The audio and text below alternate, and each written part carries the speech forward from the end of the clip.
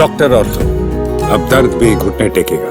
महाराष्ट्र की राजनीति में एक बार फिर बड़ा घटनाक्रम सामने आया है। शिवसेना ने दावा किया कि सोमवार दोपहर बाद तक शिवसेना यूबीटी के 6 लोकसभा सांसद आधिकारिक तौर पर एकनाथ शिंदे के नेतृत्व वाली शिवसेना में शामिल हो जाएंगे। अगर ऐसा होता है तो लोकसभा में शिंदे गुट के सांसदों की संख्या 7 से बढ़कर 13 हो जाएगी। इस राजनीतिक घटनाक्रम को लेकर सबसे ज्यादा चर्चा उप मुख्यमंत्री एकनाथ शिंदे के बेटे और सांसद श्रीकांत शिंदे की भूमिका को लेकर हो रही है। सूत्रों का दावा है कि इस पूरी रणनीति के पीछे श्रीकांत शिंदे की अहम भूमिका रही है और उन्होंने कई महीनों तक लगातार संपर्क और बातचीत के जरिए इस राजनीतिक ऑपरेशन को अंजाम तक पहुंचाया। नमस्कार, मैं Kirti Bhardwaj, channel for news India पर आप सभी का स्वागत है। महाराष्ट्र सरकार में मंत्री और शिवसेना विधायक प्रताप सरनाइक ने दावा किया है कि 6 सांसदों के शामिल होने के बाद पार्टी की ताकत और बढ़ेगी। इससे पहले खुद एकनाथ शिंदे भी संकेत दे चुके थे कि उनका राजनीतिक अभियान सफल रहा है। मुख्यमंत्री देवेंद्र फडणवीस ने भी हाल के दिनों में शिंदे की राजनीतिक रणनीति की सराहना की थी, जिसके बाद इस पूरे घटनाक्रम को लेकर अटकलें और तेज हो गई थी। दरअसल मई के अंत से ही महाराष्ट्र की राजनीति में ऑपरेशन टाइगर की चर्चा शुरू हो गई थी। मीडिया रिपोर्ट्स के मुताबिक इस अभियान की तैयारी करीब 1 साल पहले शुरू हुई थी, लेकिन पिछले कुछ महीनों में इसकी रफ्तार तेज हो गई। सूत्रों का कहना है कि श्रीकांत शिंदे ने व्यक्तिगत स्तर पर कई सांसदों से संपर्क साधा और लगातार संवाद बनाए रखा। मुंबई और दिल्ली के बीच चल रही बैठकों और राजनीतिक बातचीत में भी उन्होंने महत्वपूर्ण मध्यस्थ की भूमिका निभाई। बताया जा रहा है कि शिवसेना यूबीटी के सांसद अशोक पाटिल आष्टीकर उन पहले नेताओं में शामिल थे जिन्होंने दल बदल के प्रस्ताव पर सकारात्मक रुख दिखाया।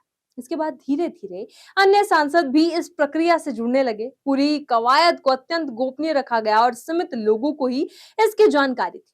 सूत्रों का दावा है कि एकनाथ शिंदे समेत महज 4 से 5 नेताओं को इस अभियान की पूरी जानकारी थी। इस बीच सांसदों के दल बदल की अटकलों के बीच रविवार को शिवसेना यूबीटी ने अपने सांसदों की एक महत्वपूर्ण बैठक बुलाई थी। 9 सांसदों को बैठक में शामिल होने के लिए कहा गया था, लेकिन व्यक्तिगत रूप से केवल 4 सांसद ही बैठक में पहुंचे।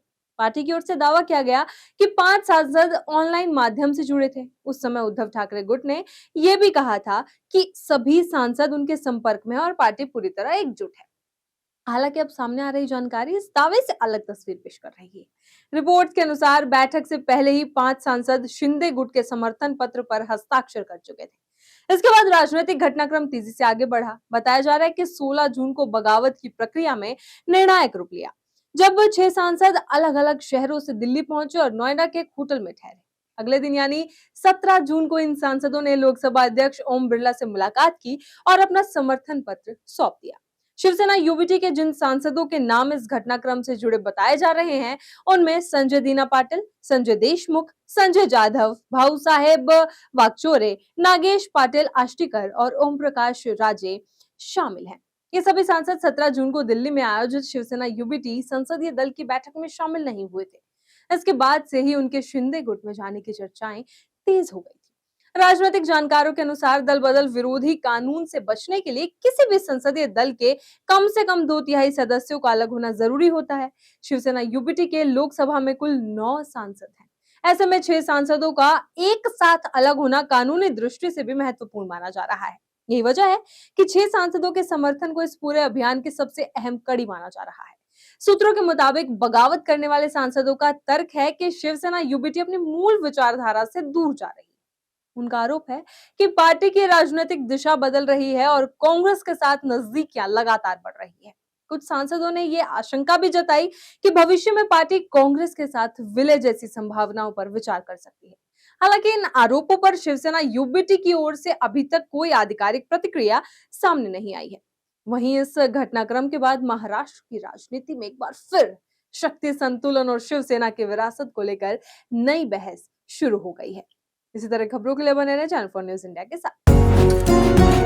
डॉक्टर ऑर्थो, अब दर्द भी घुटने टेकेगा।